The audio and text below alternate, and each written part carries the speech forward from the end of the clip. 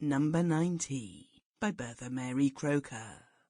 For a period extending over some years, a notice appeared periodically in various daily papers. It read, "To let, furnished, for a term of years at a very low rental, a large old-fashioned family residence comprising 11 bedrooms, 4 reception rooms, dressing rooms, 2 staircases, complete servants' offices, ample accommodation for a gentleman's establishment, including 6-stall stable, coach house, etc."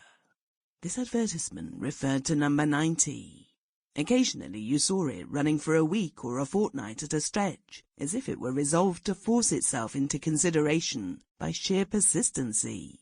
Sometimes for months I looked for it in vain. Other folk might possibly fancy that the effort of the house agent had been crowned at last with success, that it was let and no longer on the market. I knew better. I knew that it would never find a tenant. I knew that it was passed on as a hopeless case from house agent to house agent. I knew that it would never be occupied, save by rats. And more than this, I knew the reason why.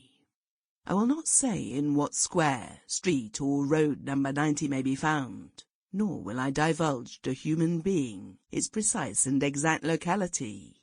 But this I am prepared to state, that it is positively in existence, is in Charleston, and is still empty. 20 years ago this very Christmas, I was down from New York, visiting my friend John Hollyoak, a civil engineer from Charleston.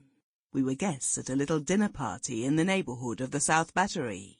Conversation became very brisk as the champagne circulated, and many topics were started, discussed and dismissed. We talked on an extraordinary variety of subjects. I distinctly remember a long argument on mushrooms. Mushrooms, murders, racing, cholera. From cholera we came to sudden death, from sudden death to churchyards, and from churchyards it was naturally but a step to ghosts.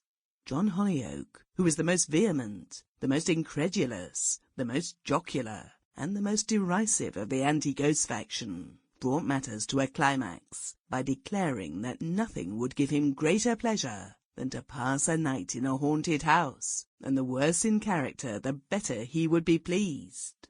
His challenge was instantly taken up by our somewhat ruffled host, who warmly assured him that his wishes could be easily satisfied, and that he would be accommodated with a night's lodging in a haunted house within 24 hours. In fact, in a Sample complete. Ready to continue?